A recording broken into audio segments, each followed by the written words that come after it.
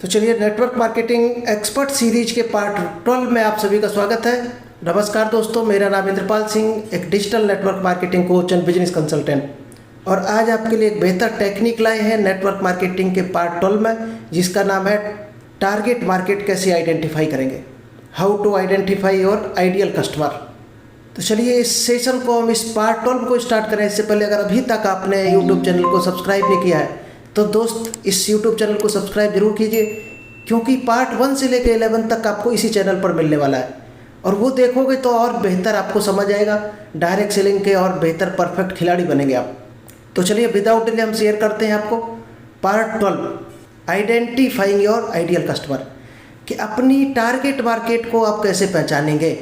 क्योंकि direct selling में तो आप आ गए, लेकिन ज़्यादातर 90% लोग जो गलती करते हैं डायरेक्ट सेलिंग में, जिसको नहीं दिखाना चाहिए प्लान उसको प्लान दिखा रहे, जिसको बिजनेस की ज़रूरत ही नहीं है, वो मगन है अपने 10-15 हज़ार की जॉब में, उसको हम ज़बरदस्ती प्लान दिखाने के पीछे पड़े हुए हैं। वो दोस्त टारगेट ऑडियंस नहीं हो सकती कि आप साल भर से किसी के पीछे अपना टाइम ख़राब कर रहे और वो बंदा मगन है अपनी जॉब में। डायरेक्ट सेलिंग में वही सक्सेस होता है जो पहले नॉलेज लेता है डायरेक्ट सेलिंग की। क्योंकि आज आप जो भी जॉब कर रहे होगे 10,000, 15,000, 20,000 की, तो आप खुद सोचो कि इसके पीछे आपने कितनी पढ़ाई की होगी, कितना पैसा खर्च किया होगा। तो क्या डायरेक्ट सेलिंग में कोई पढ़ाई नहीं चाहिए, कोई नॉलेज नहीं चाहिए? जो ये सोचते हैं कि डायरेक्ट सेलिंग में बिना नॉलेज के हम सफल हो जाएंगे, वही लोग तो 90% होते हैं, वही लोग डायरेक्ट सेलिंग में फेल होते हैं। और जो नॉलेज लेकर काम करते हैं वो 100% सक्सेस होते हैं। बस कंसिस्टेंसी बरकरार रखकर काम में लगे रहें तो, क्योंकि डायरेक्ट सेलिंग का जो ब्लॉकिंग पीरियड है वो 3 से 5 साल है मिनिमम। चलिए, टारगेट ऑडियंस को फाइंड आउट करने के लिए कैसे पहचानोगे?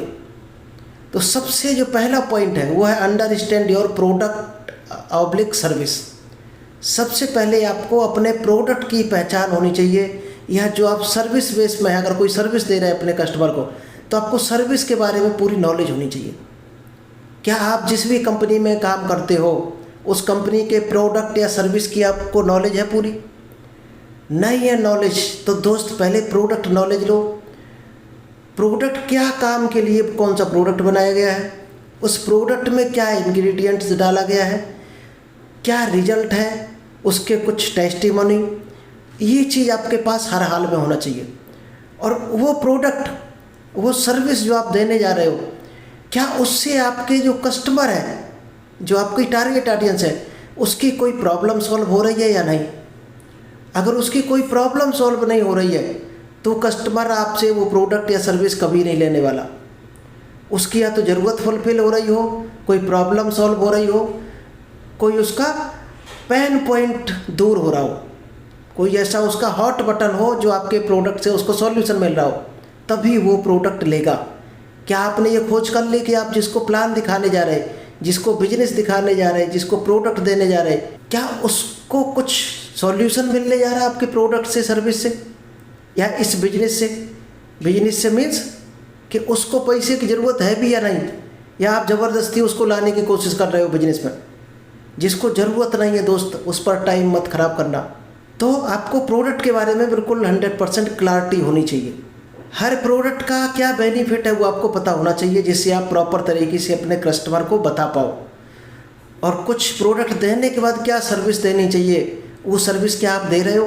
तो सबसे इम्पोर्टेंट है आपको प्रोडक्ट या सर्विस के बारे में नॉलेज होनी चाहिए, तो ही कस्टमर आपके साथ जुड़ेगा, आपका प्रोडक्ट लेगा, और वहीं से कहानी स्टार्ट होगी डायरेक्ट सेलिंग की आगे बढ़ने की। क्योंकि बेस है ये, अगर ये बेस नहीं पकड़ोगे तो दोस्त कभी पहला कदम ही नहीं बढ़ा पाओगे डायरेक्ट सेलिंग में। चलिए, जो सेकेंड पॉइंट है टारगेट ऑडियंस को पहचानने के लिए, डिफाइन कस्टमर डेमोग्राफी। आप जहाँ भी बैठे हो, जिस शहर में हो, किसी कोई पर्टिकुलर एरिया में हो, किसी स्टेट में हो, तो आपको ये पता होना चाहिए कि आपके पास कौन सा प्रोडक्ट है, और आपके पास की जो आस सराउंडिंग की ऑडियंस है उसको क्या चाहिए। मान लीजिएगा कोई किसी ठंडे एरिया में हो, तो वहाँ पर सीधी सी बात है, जो सर्दियों में जो प्रोडक्ट लोग लेने वाले हैं, जो ज़रूरत होगी, जो सर्दियों से लोगों को जो बीमारियाँ होती होंगी या सर्दी दूर करने के जो प्रोडक्ट होंगे, वो कहाँ बिकेगा आपका? जिस एरिया में ठंड होती होगी, जहाँ गर्मी पड़ती होगी, वहाँ आपका कोल्ड प्रोडक्ट सेल होगा। तो ये आपको डेमोग्राफी वाइज नॉलेज होना चाहिए। आप जहाँ बैठे हो उसके सराउंडिंग में कौन से प्रोडक्ट आपके जाने वाले हैं। और डेमोग्राफी में इसके अलावा क्या आएगा, इसके अलावा भी डेमोग्राफी में बहुत सी चीज़ें आने वाली हैं। क्या? लाइक एज, आपका प्रोडक्ट किस एज ग्रुप के लिए बनाया गया है, क्या आप उस एज ग्रुप के सराउंडिंग में बैठे हो, उस एज ग्रुप के लोग हैं आपके टच में आसपास के। जेंडर, कुछ प्रोडक्ट हो सकता है सिर्फ फीमेल के लिए बनाया गया हो, क्या फीमेल की जनसंख्या है आपके सराउंडिंग में, और है भी तो क्या आपके टच में है, आप उन तक कैसे पहुंच सकते हैं। नेक्स्ट आता है लोकेशन। लोकेशन के बाद जो सबसे इम्पोर्टेंट चीज़ है दोस्त, वो है इनकम लेवल। आपका प्रोडक्ट मान लीजिएगा 1000 रुपये का एक महीने का है, एक महीने की डोज है 1000 रुपये की, तो वहाँ जो इनकम है लोगों की, ऐसा तो नहीं है कहीं वो मुश्किल से रोटी गुजारा कर पा रहे हो तो शायद वो 1000 का प्रोडक्ट नहीं ले पाएगा। वही आदमी लेगा 1000 का प्रोडक्ट जिसकी इनकम 20, 25, 30 हज़ार के ऊपर हो। तो आपको इनकम लेवल भी मायने रखता है। इसके बाद आता है फैमिली का स्टेटस, लोग कितने एजुकेटेड हैं वहाँ के, और उनका ऑक्यूपेशन क्या है। ये सारी चीज़ें जब आप आइडेंटिफाई कर लोगे तब आप एक डेमोग्राफी निकाल पाओगे कि कस्टमर को किस तरह से आप डिफाइन कर पाओगे। क्या ये आपने अभी तक खोजबीन की है? नहीं की है तो दोस्त बहुत जल्दी कर डालो। ये सेकंड पॉइंट बहुत काम का है आपका। थर्ड पॉइंट है आइडेंटिफाई कस्टमर साइकोलॉजी। आपको कस्टमर की जो साइकोग्राफी होती है वो आपको पता होनी चाहिए। लाइक लोगों की लाइफ स्टाइल क्या है, वैल्यू क्या है, उनके बिलीव क्या है, क्या वो विश्वास करते हैं इस तरह के कामों में, इस तरह के प्रोडक्ट में उनको विश्वास भी है या नहीं, कि आप पीछे पीछे लिए घूम रहे हैं और उसको विश्वास ही नहीं है ना आपके ऊपर ना आपके प्रोडक्ट पर। क्या आएगा कभी? क्या मोटिवेशन से वो डाइवर्ट हो सकते हैं? आपको लग रहा कि आदमी मोटिवेशन से भी डाइवर्ट नहीं होगा, आपका प्रोडक्ट नहीं लेगा, उसके पीछे भी टाइम नहीं लगाना है। अगर वो क्वालिटी और वैल्यू को प्रायोरिटी देते हैं तो ही आपका प्रोडक्ट वहाँ चलने वाला है। कुछ लोग हो सकता है ना तो वैल्यू पर फोकस करते हैं ना क्वालिटी पर फोकस करते हैं, तो क्या वहाँ जाएगा आपका प्रोडक्ट साइज नहीं जाएगा, क्योंकि आपके प्रोडक्ट की वैल्यू भी हाई है और क्वालिटी भी हाई है।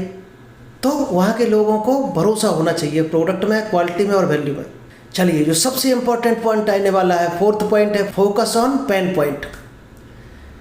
कस्टमर का पेन पॉइंट सबसे इम्पोर्टेंट है कि वहाँ का आदमी का पेन पॉइंट क्या है, ऐसी क्या उसको ज़रूरत है जो आप देने वाले हो, कौन सी ऐसी कमजोरी है।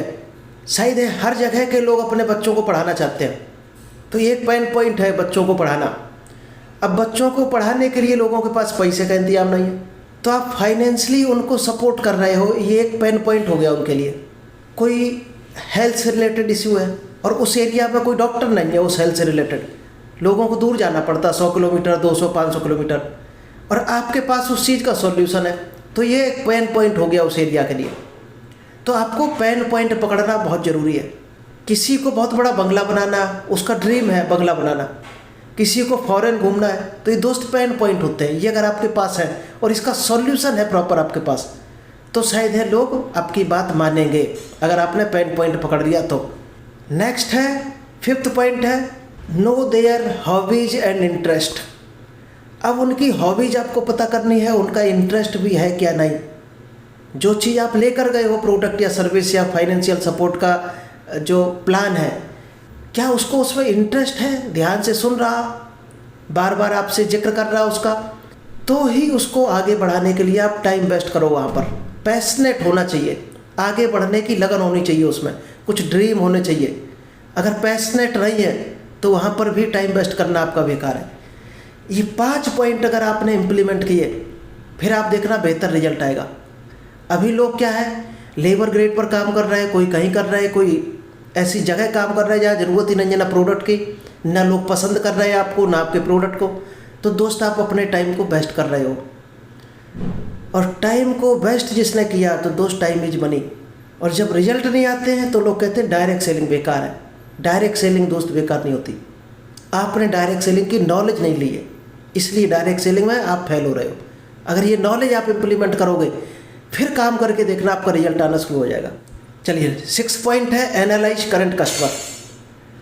आज आपका जो कस्टमर है उसको पूरा एनालाइज करना है कि किस कैटेगरी का वो प्रोडक्ट ले रहा, किस क्वालिटी का प्रोडक्ट ले रहा, कितनी कीमत का प्रोडक्ट ले रहा, कितनी वैल्यू का ले रहा। क्या एनालाइज ये करना है, क्या वो हाई क्वालिटी पर मूव करने को तैयार है, चेंज करने को तैयार है प्रोडक्ट, क्या उसके बजट में आ रहा है प्रोडक्ट, ये भी देखना है। उनके उनके हिसाब से बजट में आ रहा। पूरा जब आप एनालाइज करोगे कस्टमर को अपने, तो आप निकाल पाओगे हाँ प्रोडक्ट आपका जा सकता है। 7th पॉइंट है यूज सोशल मीडिया इनसाइट। अब आपको क्या करना है, क्योंकि दोस्त डिजिटल ज़माना है। अगर आज भी आप मोटरसाइकिल से दौड़ दौड़ कर काम करोगे, कार से दौड़ दौड़ कर काम करोगे, तो पेट्रोल इतना महंगा है, शायद आपका शुरुआती दिनों में हो सकता है आपका पेट्रोल भी ना निकले, इतना रिजल्ट नहीं आएगा, लेट आएगा। उससे पहले आपको लाखों का पेट्रोल लग चुका होगा। तो आपको सोशल मीडिया का सहारा लेना है, क्योंकि जो दोस्त सबसे ज़्यादा जो आबादी आजकल है सोशल मीडिया पर आपको मिलेगी। तो सोशल मीडिया पर टच करो लोगों को, वो हॉट सर्किल में आ जाए, यानी वो अपनी तरफ से इंटरेस्ट दिखाए इस बिजनेस में आने का, इस प्रोडक्ट को लेने का, आपकी सर्विस को लेने का। तब उसके पास आप जाओ तो रिजल्ट बेहतर आएगा, क्योंकि सोशल मीडिया से उसको कोल्ड से वार्म में, वार्म से हॉट में कन्वर्ट कर दो, फिर उसको टच करो। नेक्स्ट है क्रिएट कस्टमर पर्सोना। बहुत इंपॉर्टेंट पॉइंट है, क्रिएट कस्टमर पर्सोना। आप सोचो, आप कोई प्रोडक्ट कस्टमर के पास लेकर गए, अगर उस कस्टमर की जगह आप होते तो आप किस तरह से बिहेव करते, और जब वो बिहेव आपका होता तो किस तरह से आप खुद को डील करते। यानी कस्टमर क्लाइंट अवतार तैयार कर लेना है आपको। जो बात आप कर रहे हो, करने जा रहे हो, सबसे पहले ये मान लो सामने आप खुद बैठे हो और आप अपने आप को समझा रहे हैं, तो आपके क्या क्या सवाल खड़े हो सकते हैं, क्या डाउट आ सकते हैं, उन डाउट को दोस्त एडवांस में क्लियर कर दो। कस्टमर अवतार अगर आप पहचान गए तो आप कस्टमर को किसी भी तरह से हैंडल कर सकते हो। चलिए 9th पॉइंट है अंडरस्टैंडिंग देयर बाइंग बिहेवियर। उनकी जो खरीदारी की आदत है वो आपको पता करनी है। जनरल स्टोर से खरीदता है, पड़ोस में लाला जी की दुकान से खरीद रहा है, या ऑनलाइन पसंद करता है, कितने बजट का खरीदता है, क्या संडे संडे को खरीदता है। अगर ये चीज़ आपने खोज ली, डिस्काउंट या कोई ऑफ़र चलता है, कोई इमोशनल अपील आती है, उसमें जाकर वो परचेजिंग करता है, ये चीज़ आपने खोज ली, कभी पड़ोसियों ने रिकमेंड किया तो वो खरीदता है क्या, अगर ये आप उसका बिहेवियर जान पाए तो आपके लिए और इजी हो जाएगा उसको प्रोडक्ट देना। अगर डिस्काउंट उसको पसंद है, डिस्काउंट सुन के वो भागता है खरीदने, तो दोस्त उसको डिस्काउंट देना है। ऑफ़र सुनकर वो भागता है बाज़ार में या मॉल में, तो उसको ऑफ़र देना है। किसी के रिकमेंडेशन पे जाता है तो किसी के थ्रू रिकमेंड करवाना है। फिर आप देखो कैसे आपका प्रोडक्ट निकलता है। लास्ट है दोस्त टेस्ट एंड एडजस्ट। सबसे पहले उसको क्या करना है, टेस्ट करवाना है। यानी प्रोडक्ट भले ही आपको सैंपल दो या पहला प्रोडक्ट आप रेट टू रेट दे दो, फ्री में दे दो, टेस्ट करा दो। अगर टेस्ट करा दिया प्रोडक्ट, फिर उसको क्वालिटी पता चल जाएगी, क्वालिटी पता चल गई तो उसको बिलीव हो जाएगा, और इसी के बाद सारी गणित स्टार्ट होती है। यानी जो प्रोडक्ट आपने दिया है उसका फीडबैक ज़रूर लो, क्योंकि फीडबैक जब लोगे तो आपको पता चलेगा कि कस्टमर को प्रोडक्ट कितना पसंद है। प्रोडक्ट के बारे में क्लैरिटी होगी, कुछ उसके क्वेश्चन डाउट होंगे तो आप क्लियर कर पाओगे। क्लियर कर दिए तो आपकी की कहानी स्टार्ट हो जाएगी, वहीं से सेल की लाइन लग जाएगी। तो चलिए, आई होप ये पार्ट 12 आपको क्लियर हुआ होगा, समझ आया होगा।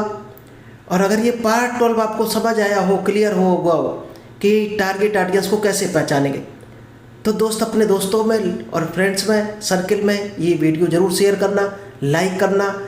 नेक्स्ट रिक्वायरमेंट क्या है आपकी, आप क्या चाहते हो, इस सीरीज में आप किस तरह का नॉलेज चाहते हो, कमेंट्स बॉक्स में ज़रूर शेयर कर दिया करो, जिससे हमें आइडिया लग जाए, हम उसी टॉपिक को लेकर आए या कहीं ना कहीं वो पॉइंट आपका डालें उसमें अगली सीरीज में। तो मिलते हैं नेक्स्ट बेहतर सीरीज के साथ। Thank you, all the best.